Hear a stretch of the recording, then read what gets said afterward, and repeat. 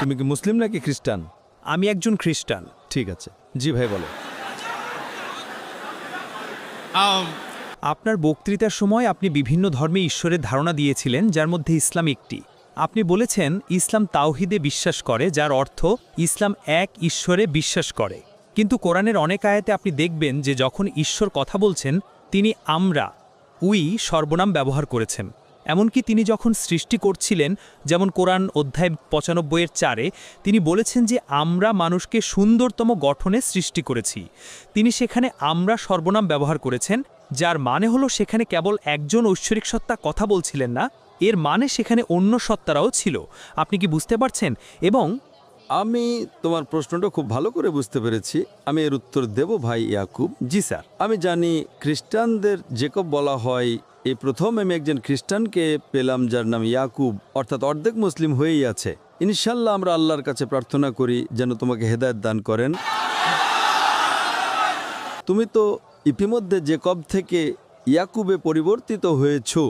এখন একজন মিথ্যা খ্রিস্টান থেকে সত্য খ্রিস্টানে পরিণত হও ইনশাল্লাহ। ভাই ইয়াকুব একটা প্রশ্ন করেছেন যে কোরআন বলে তিনি যে আরবি শব্দটি বলতে চেয়েছিলেন তা হলো নাহনু, যার অর্থ আমরা। তো কোরআন যখন আমরা উল্লেখ করে তার মানে কি একের বেশি ঈশ্বর নয়? এমনকি কোরআনও কি বহু ঈশ্বরে বিশ্বাস করে? এটাই তোমার প্রশ্ন।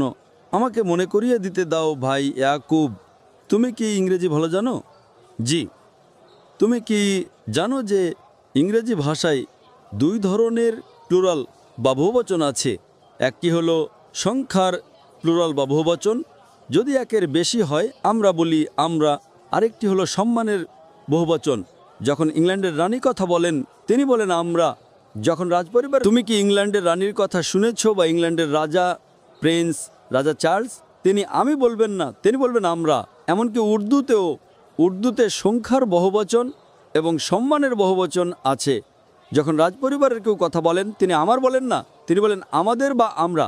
তাই রাজপরিবারের কেউ যখন কথা বলেন বেশিরভাগ ভাষায়, সেটা ইংরেজি হোক, উর্দু হোক বা অন্য ভাষা হোক, বেশিরভাগ ভাষায় দুই রকমের বহুবচন থাকে। একটা সংখ্যার বহুবচন আর অন্যটি সম্মানের বহুবচন। তাই যদি তুমি ইংল্যান্ডের রানী বা রাজার কথা শুনে না থাকো, তারা বলেন আমরা। ইংল্যান্ডের রাজা কয়জন আছেন? একজন, কিন্তু তিনি বলেন আমরা। এটাই ভাষা। যদি ভাষা না জানো আমি কি করতে পারি? আরবিতেও একই বিষয়। আরবিতে যখন আল্লাহ বলেন নাহনু, যখন আল্লাহ বলছেন আমরা, কোনো আরব বলবে না যে 2 বা 3 জন ঈশ্বর আছেন, কারণ আরবরা আরবি জানে। তুমি ইংরেজি জানো, তাই তোমার বোঝা উচিত যে এটাও রয়্যাল প্লুরাল বা সম্মানসূচক বহুবচন। আশা করি প্রশ্নের উত্তর আমি কি কিছু বলতে পারি? তুমি কি উত্তরটা বুঝতে পেরেছো? আপনি যা বলছেন আমি বুঝতে পারছি। তাহলে কি বুঝতে পেরেছো যে কোরআন আমরা বলতে সম্মানসূচক বহুবচন বা একক সত্তাকে বুঝিয়েছে? আমি কিছু বলতে চাই। তোমার যদি পরবর্তী কোনো প্রশ্ন থাকে বলতে পারো, সমস্যা নেই। তুমি প্রথম উত্তরটা বুঝেছো কিনা তারপরে তুমি পরের প্রশ্নে যেতে পারো। তো যে প্রথম প্রশ্নটা বুঝেছো, আমি তোমাকে পরের প্রশ্ন করার অনুমতি দেব না। আমি বুঝেছি, খুব ভালো, কিন্তু আমি চাই এখন তুমি পরের প্রশ্ন করতে পারো। যেমন সৃষ্টির সময় যখন আল্লাহ পৃথিবী সৃষ্টি করছিলেন, কারণ সৃষ্টির সময়, হ্যাঁ, যখন আল্লাহ পৃথিবী সৃষ্টি করছিলেন তিনি ব্যবহার করেছেন, যেমন আমরা বলি তিনি আমরা ব্যবহার করেছেন। যেমন সৃষ্টি শুধুমাত্র ঈশ্বরী অন্যান্য জিনিস সৃষ্টি করতে সক্ষম, তাহলে তিনি কেন এটা ব্যবহার করলেন না যে আমি মানুষকে সর্বোত্তম গঠনে সৃষ্টি করেছি? সেটা ব্যবহার না করে কেন আমরা বললেন? কারণ কিন্তু একাই। আমি তোমার উত্তরটা দিয়েছি, তাও তুমি একই উত্তর জানতে চাইছো। কেন আল্লাহ আমি বলেননি? সেটা আল্লাহর ইচ্ছা। যখন রাজা চার্লস কথা বলেন, কখনো তিনি আমি বলেন, কখনো আমরা বলেন, এটা তার বিশেষ অধিকার। আমি কি হস্তক্ষেপ করার? তুমি কি ঈশ্বর কখনো নিজেকে আমি বলতে পারেন, কখনো আমরা বলতে পারেন। এটাই সৌন্দর্য। কেন তিনি সেটা করেছেন? তিনি ঈশ্বর।